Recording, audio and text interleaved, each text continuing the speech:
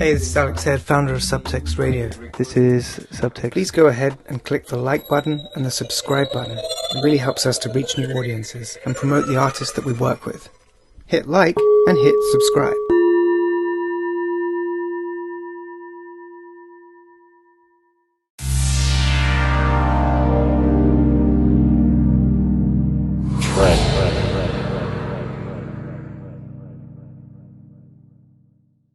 Good afternoon, people of feeling. Welcome to the pilot episode of Sentimental Songs for Sentimental People.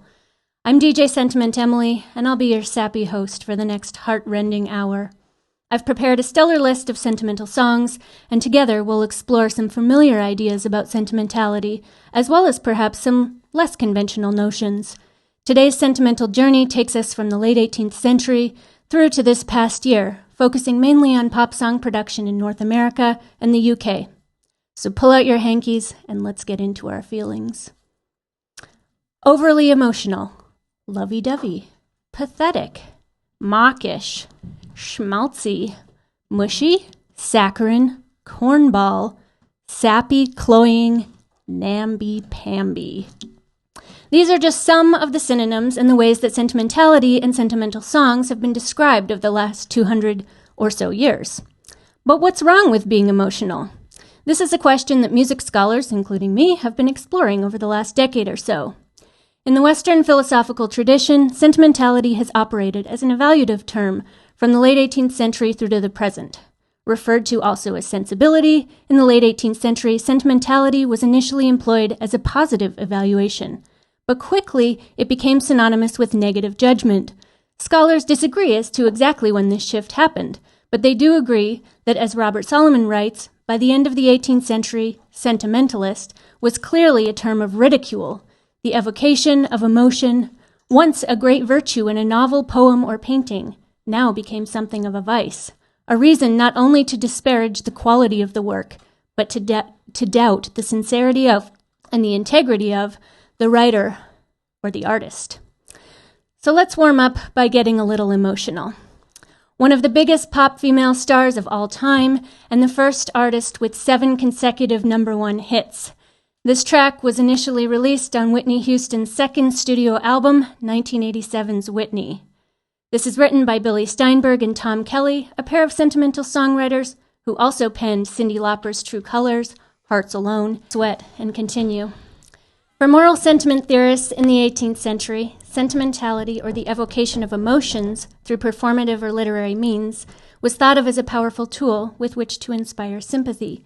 Teaching others to feel served the didactic purpose of ennobling benevolence among humans. Literary scholar Janet Todd observes that sentimental works aim to inspire feelings of sympathy in the viewer or listener. They are intended to serve didactically. They make use of stock characters and situations. They identify compassionately with characters from lower social status or socioeconomic status, or minorities, including old people, servants, children, enslaved Africans, animals, and women. Our next song does just this. We're going to listen to Hard Times, published in 1854 by Stephen Foster. This was a popular parlor song, but the perceptions and arguments about Stephen Foster are tricky because of his relationship to minstrel songs. Some of his popular songs leading up to the Civil War were thought to participate in shifting attitudes about the abolition of slavery.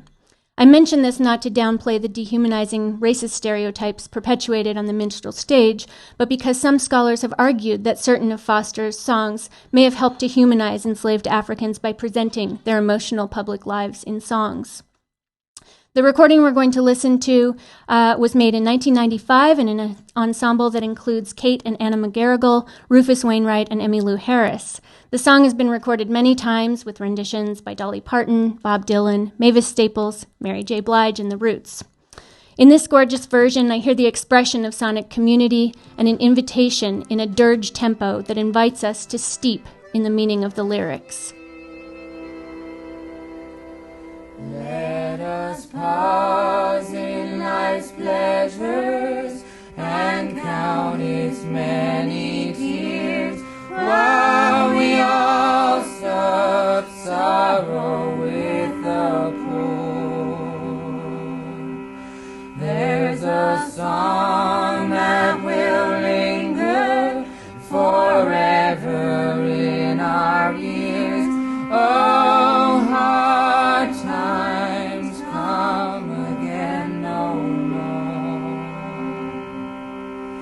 'Tis the song, the sigh of the weary. Hard times, come again no more. Many days you have lingered around my cabin door.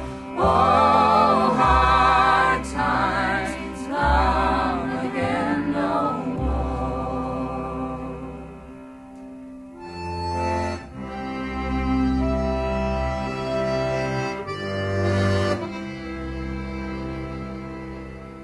Though we seek love and beauty and music light and gay, their frail forms fainting at the door.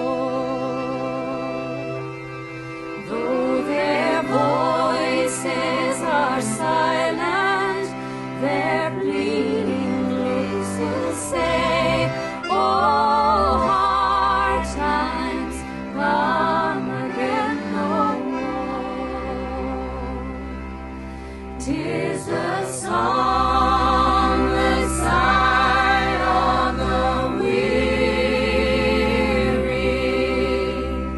Hard times, come again no more. Many days you have lingered around my cabin door. Oh, hard times, come again no more.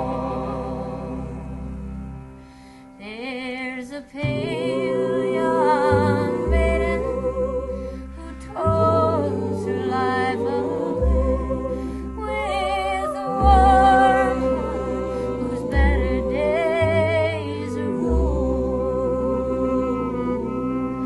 Oh, her voice would be singing, 'tis sighing all the day. Oh, hard times, come again no more.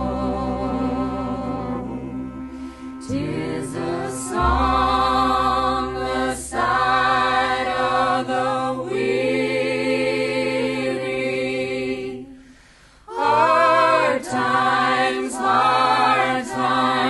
come again no more. Many days you have lingered around my cabin door. Oh, hard times, come again no more. Our next song delves into some similarly nostalgic themes and is the oldest sentimental song on today's playlist. Up next is The Four Lads, a close harmony a cappella group of experts from Toronto, Canada. The group was signed by Mitch Miller in 1951 to Columbia Records. Their initial break came while they were backing another sentimental man who we'll hear from shortly with a sentimental song, Johnny Ray's Cry, in the early 1950s. The Old Oaken Bucket, however, is a much older song. It was first published as a poem by Samuel Woodward early in 1817, and it was first set to music in 1826. It's been covered widely by many artists since then. This up-tempo version of the Old Oaken Bucket by the Four Lads seems to contradict the nostalgic message of the poetry, but it serves as an important reminder that not all sentimental songs are slow weepers.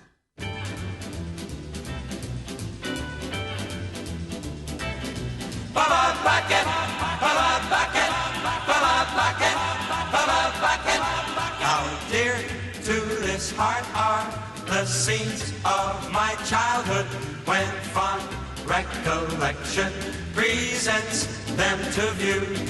The orchard, the meadow, the deep tangled wildwood, and every love spot that my infancy knew. The widespreading pond and the mill that stood by it, the bridge and the rock where the cataract fell, the cot of my father, the dairy house nigh it, and even the bucket that hung in the well, the old oaken bucket, the iron-bound bucket, the moss-covered bucket that hung in the well, the old oaken bucket, the iron-bound bucket, the moss-covered bucket that hung in the well. Baba bucket, baba bucket, baba bucket, baba bucket, the old oaken bucket, the iron-bound bucket, the moss-covered bucket that hung in the well. Old bucket, old bucket, old oaken bucket that hung in the well. Old bucket, old bucket, old oaken bucket that hung in the well. Old oaken bucket. We're going to transition now to femininity and motherhood. These continue to stand as the most pervasive thematic associations with sentimentality. Indeed, it is often on these feminized grounds that sentimental works are dismissed or derided. Casey Musgraves offers a fresh take on this theme on her Grammy Award-winning 2018 album, Golden Hour. But it also clarifies an important aspect of sentimentality. We often conflate the concept with mawkishness or overwrought feeling, and the song's very first line, however, reminds us of the connections to late 18th century theories of moral sentiment, in which sentimentality was understood as something much more akin to empathy. Bursting with empathy, I'm feeling everything, the weight of the world on my shoulders. Hope my tears don't freak you out, they're just kinda coming out. It's the music in me and all of the colors. Wish we didn't live so far from each other. I'm just sitting here thinking about the time that's slipping and missing my mother.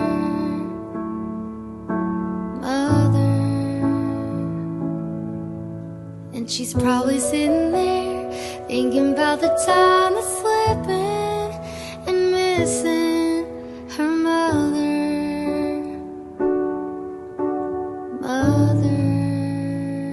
That one was for my ma.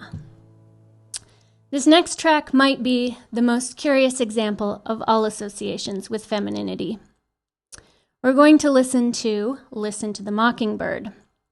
The song's by Septimus Winter. This is not only an excellent name, but he might also be one of the most curious examples in the history of 19th century American pop music. Winter was a Philadelphia songwriter who published his instrumental works and marches under his own name, while his sentimental ballads were published under the female pseudonym Alice Hawthorne. Parlor songs, like Listen to the Mockingbird, were circulated as printed sheet music, and they played in homes. People would gather around to sing, while someone would accompany on piano or guitar. 19th century historic newspapers also report more public instances of performance in which especially popular parlor songs were belted out on street corners, sung in taverns, and played by organ grinders. Winter's Listen to the Mockingbird has been covered by many singers throughout the decades. Even the Flintstones did a version retitled as Listen to the Rocking Bird. Most interpretations suggest that the song is a love song from the perspective of a male protagonist to his sweetheart. However, I've argued elsewhere that if we take Alice Hawthorne as the producer seriously, then there are compelling reasons to hear the song's protagonist as in voicing the experience of a northern white woman sympathetic to the abolitionist movement who mourns the death of Hallie, her enslaved friend. Listen to the Mockingbird was first published not long before the start of the U.S. Civil War in 1855. Some estimates suggest that between North America and Europe, over 20 million copies of this sheet music were sold. The version we're going to listen to was recorded by the vocal quartet Anonymous 4 with Bruce Molsky on banjo in 2015 for their album 1865. I'm dreaming now of Hallie, sweet Hallie, sweet Hallie. I'm dreaming now of Hallie, for the thought of her is one of paradise. She's sleeping in the valley, in the valley, in the valley. She's sleeping in the valley, and the mockingbird is singing where she lies. Listen to the mockingbird, listen to the mockingbird. The mockingbird's just singing o'er her grave. Listen to the mockingbird, listen to the mockingbird, still singing where the weeping willows wave. Ah, well, I yet remember, remember, remember. Ah, well, I yet remember when we gathered on the cotton side by side. 'Twas in the mild September, September, September. 'Twas in the mild September, and the mockingbird was singing far and wide. Listen to the mockingbird, listen to the mockingbird. The mockingbird's just singing o'er her grave. Listen to the mockingbird, listen to the mockingbird, still singing where the weeping willows wave.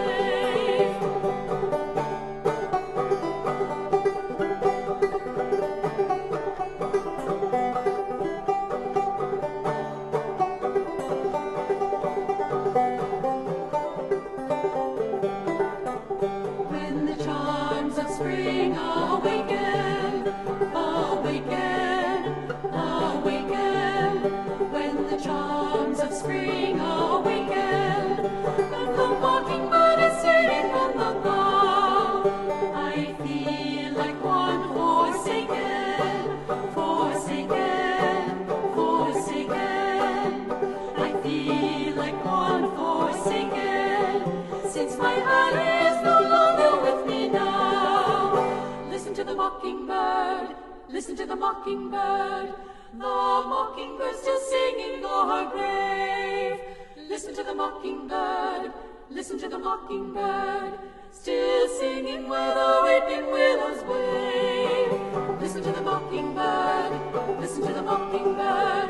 The mockingbird's still singing o'er her grave. Listen to the mockingbird, listen to the mockingbird, still singing where the weeping willows wave. Despite the strongly gendered aspects of sentimentality, many sentimental songs were written and performed by men. Our next two tracks offer examples of such sentimental men and their attendant performances of sentimental masculinity. Mitch Miller, oboist and A&R man for Columbia Records, who raised the company's profile in the 1950s with hits by Frankie Laine and Doris Day, embarked on his sing-along album project in the late 1950s. Between 1958 and 1961, Miller released 11 Sing-Along with Mitch albums that collectively sold an astonishing 4.5 million records. In the early 1960s, Miller reformatted the production into a sing-along television series featuring guest specialist soloists, a sing-along chorus of 25 middle-aged men, Miller as host, and lyric subtitles for the at-home audience. Many people misremember, and Miller himself commented on this while he was still alive, that the show was associated with this idea of the bouncing ball across the lyrics. That wasn't Miller's show. In any case, this song that we're going to listen to, Heart of My Heart, is a song that uses some of the important signals of early sentimental literature, references to tears and sighs to titillate the audience. It also employs the song reflective strategy, one of my personal favorites, using song performance to nostalgically reflect on another old song. Heart of my heart, I love that melody.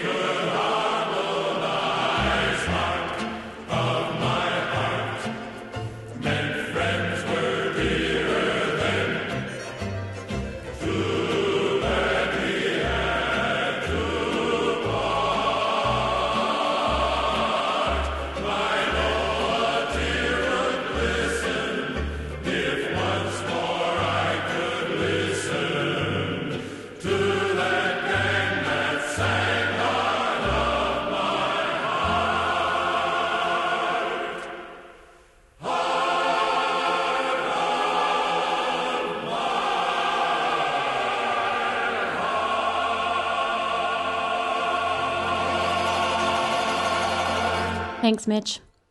We now move from sentimental men to sentimental daddies.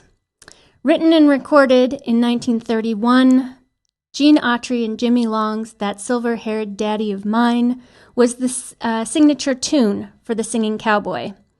The protagonist here expresses regret over the passing of time, and it counters these commonly recycled stereotypes of sentimentality, those of dying daughters and crying mothers. Here we focus on our sentimental daddies.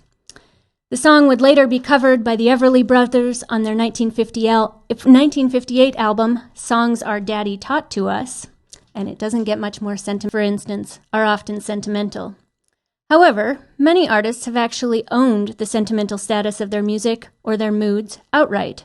Some use the sentimental moniker in the branding of albums or products. One of the sing-along albums released by Miller, who we just heard from, for example, was Sentimental Sing-Along with Mitch. Others call attention to it in the very title of their songs. This next song does just this. This is a jazz composition by Duke Ellington written in 1935. In a Sentimental Mood was also recorded with John Coltrane and Ellington in 1963. Today, however, we're going to listen to a rendition recorded in 1957 by the First Lady of Song, Ella Fitzgerald. In a sentimental mood, I can see the stars come through my room, while your loving attitude is like a flame that lights the gloom on the wings of every kiss. Drifts the melody so strange and sweet in this sentimental bliss. You make my paradise complete. Rose petals seem to fall. It's all like a dream to call you mine.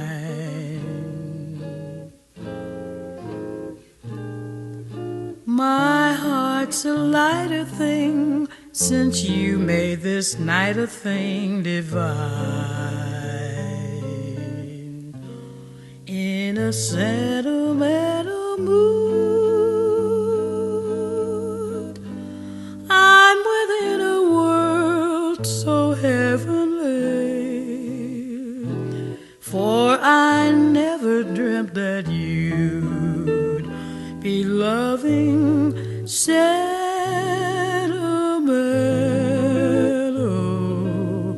me.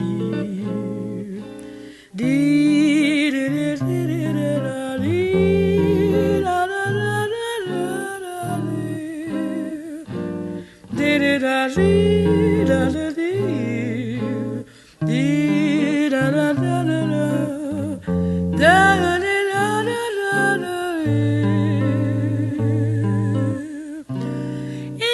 sentimental mood,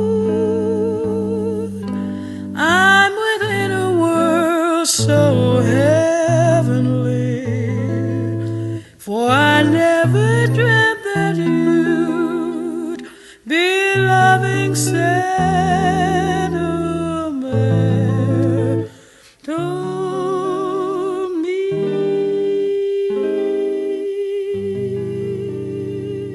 I just mentioned the idea of guilty pleasures. Fitzgerald is certainly not one.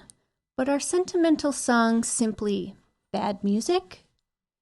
Terry Jacks's Seasons in the Sun, which was released in December of 1973, takes us on a turn towards the existential. Jacks's adaptation of this Jacques Brel song charted early in 1974, when it spent 3 weeks at number 1 on Billboard's Hot 100 and 1 week at the top of the easy listening charts. Seasons in the Sun sold more than 10 million physical copies worldwide, a record that fewer than 40 all-time singles have achieved. In 2006, however, CNN published an article entitled The Worst Songs of All Time, Part 2. The list places Seasons in the Sun as the number 5 worst song of all time. Included in the write-up are descriptions from CNN.com users, a melody you couldn't play for your dog combined with inane lyrics from Chris K., an all-time piece of dreck from Daryl, and having to listen to it is a season in hell from Bonnie D. Despite its massive success and its concern with themes of time, Seasons in the Sun seems to not have withstood the test of time. The song relies on several key changes to amplify the intensity of the chorus and its message, and modulations like these are often heard as a cheap device for emotional manipulation. Jax uses these devices, however, to perform his own existential crisis. He offers a tender reflection on the fragility of life, positioning him among some of the other soft rockers of the early 1970s, the age of the new man who has been moved by the movement for women's liberation. The song seems to open a space in which listeners were reminded to. In 2007, Canadian music critic Carl Wilson published, For My Money, the most brilliant reflection on sentimentality in taste. In Let's Talk About Love, A Journey to the End of Taste, Wilson takes seriously the idea of listening to an artist he hates to understand what might be worthy of love or respect or sympathy. Celine Dion, French Canada's biggest export, was his test case. One of my favorite songs from Wilson's discussion is Ziggy, a French-language song from 1991. Wilson writes, Celine's version of One Star Mania tune became her first number 1 in years in France, and its subject is far from anything you'd expect. Un garçon pas comme les autres is about a girl's unrequited love for a boy, unlike the others, but ends happily as she resigns herself just to going dancing with him in gay bars.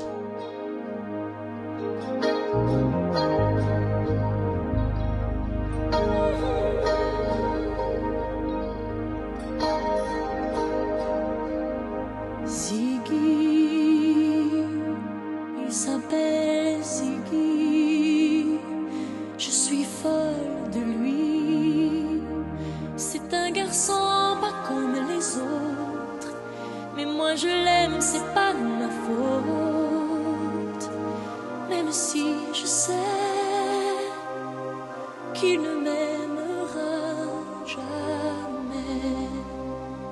Ziggy, il s'appelle Ziggy, je suis folle de lui.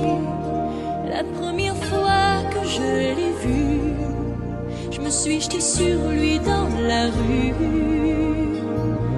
Je lui ai seulement dit que j'avais envie de lui. Il était 4 heures du matin, j'étais seule et j'avais besoin de parler à quelqu'un. Il m'a dit, viens prendre un café. On s'est raconté nos vies, on a ri, on a pleuré. Oh, Ziggy, il s'appelle Ziggy, c'est mon seul ami. Dans sa tête il n'y a que de la musique, il vend des disques dans une boutique. On dirait qu'il vit dans une autre galaxie. Tous les soirs il m'emmène danser dans des endroits très très gais où il a des tas d'amis. Oui, je sais, il aime les garçons. Je devrais me faire une raison, essayer de l'oublier. Mais Ziggy, il s'appelle Ziggy, je suis folle de lui. C'est un garçon pas comme les autres, mais moi je l'aime, c'est pas ma faute. Même si je sais qu'il ne m'aimera jamais. Sublime. The next track is from English singer Sam Smith from his 2014 album In the Lonely Hour. This is Smith's most successful single to date, and was involved in a copyright settlement with the late Tom Petty in 2015 over similarities with Petty's I Won't Back Down from 1989. Stay With Me articulates a queer sentimental perspective, a longing after a one-night stand rather than the typical long-term heterosexual cliché love narratives that tend to dominate sentimental songs.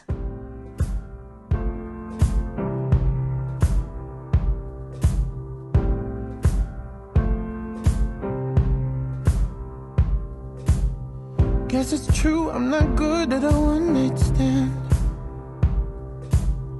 but I still need love, 'cause I'm just a man.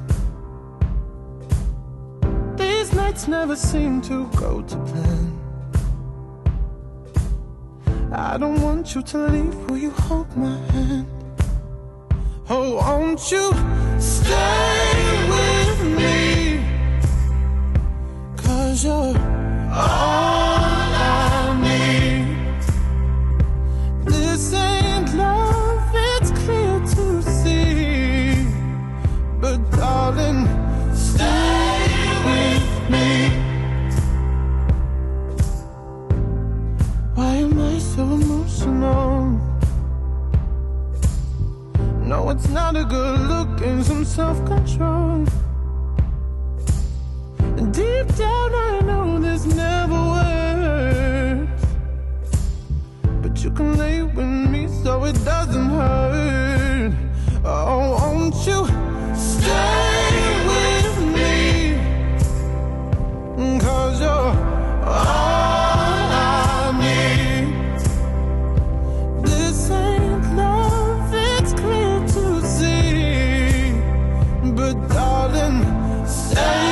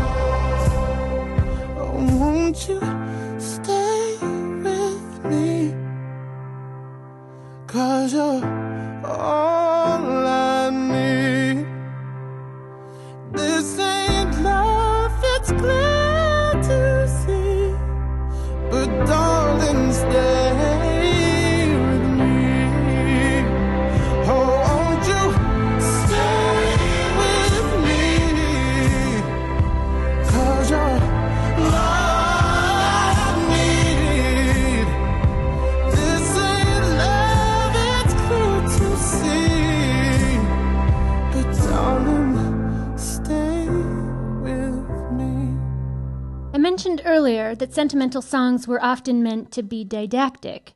They're supposed to teach you how to feel. This next song combines that theme with the other sentimental theme of childhood. Excuse me. The song comes from Crosby, Stills, Nash & Young's much-awaited second album, 1970's Deja Vu. The album took 800 hours to record, and Teach Your Children was the major hit from the album.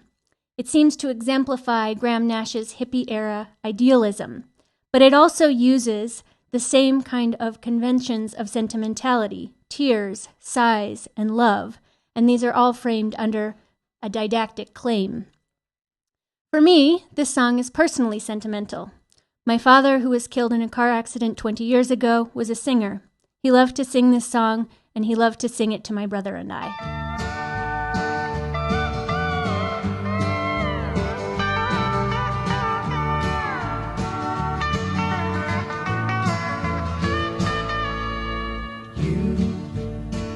Who are on the road must have a code that you can live by, and so become yourself, because the past is just a goodbye.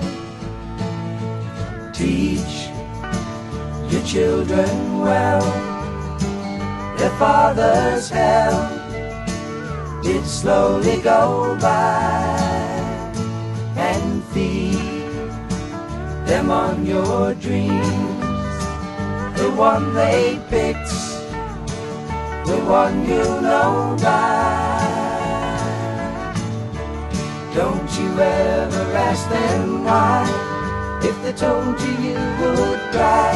So just look at them and sigh, and know they love you.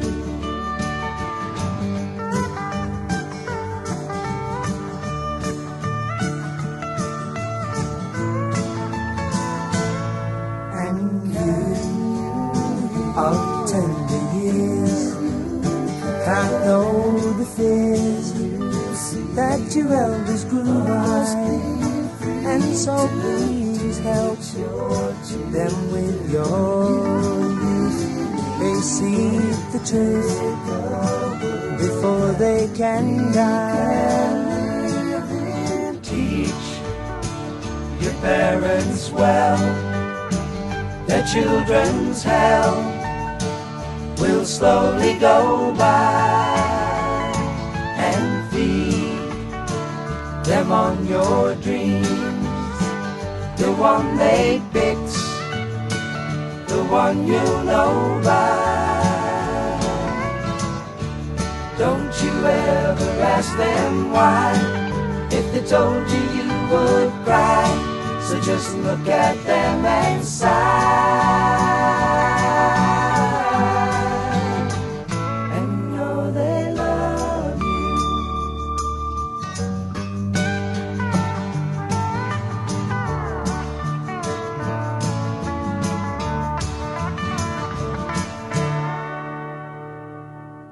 Our final two tracks say goodbye, in a sentimental way, of course. The first is John Lennon and Yoko Ono's Hard Times Are Over. This is the closing track on 1980's Double Fantasy, if ever a sentimental album there were. The solo saxophone we'll hear connects it to the history of smooth sentimental music, and the choir seems to communicate a sense of unity.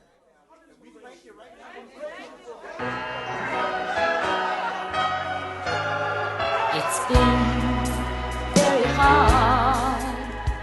It's getting easier now. Hard times are over for a while. Leaves are shining in the sun. Now I'm smiling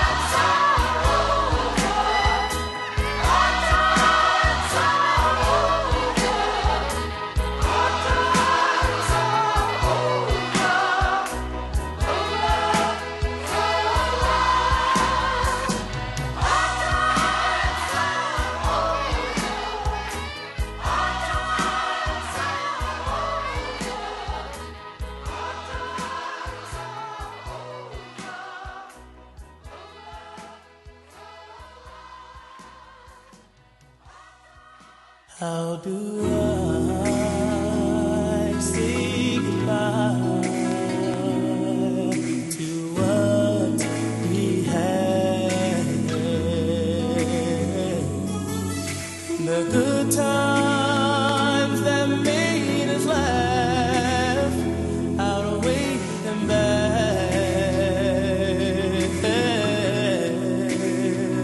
I thought we'd get to see forever, but forever's gone away. It's so hard to say goodbye to yesterday.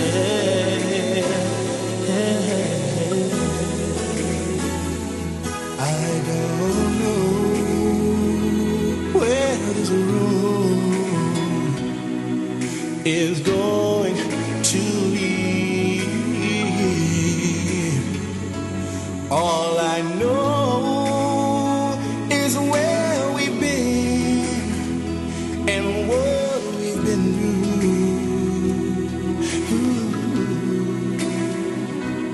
If we get to see tomorrow,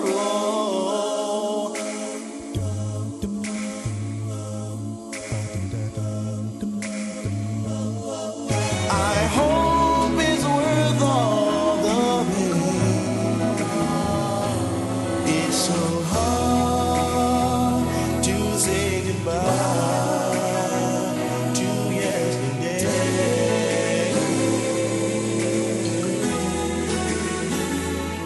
And I'll take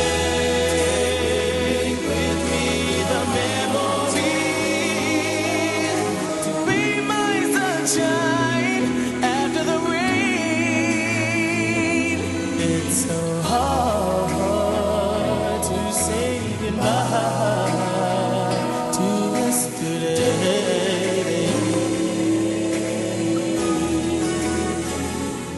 And I'll take with me the memories to be my sunshine after the rain.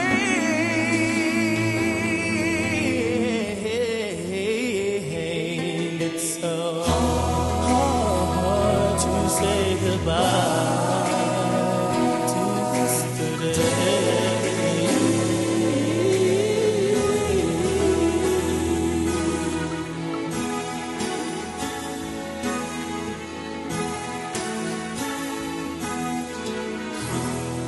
And that, of course, was Boyz II Men from their 1991 Cooley High Harmony.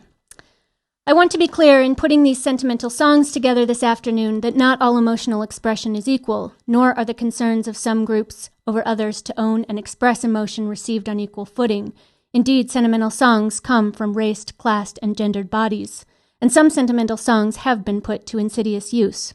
However, I do think that listening for some of these currents across time, place, and culture may help us to better understand our own attachments.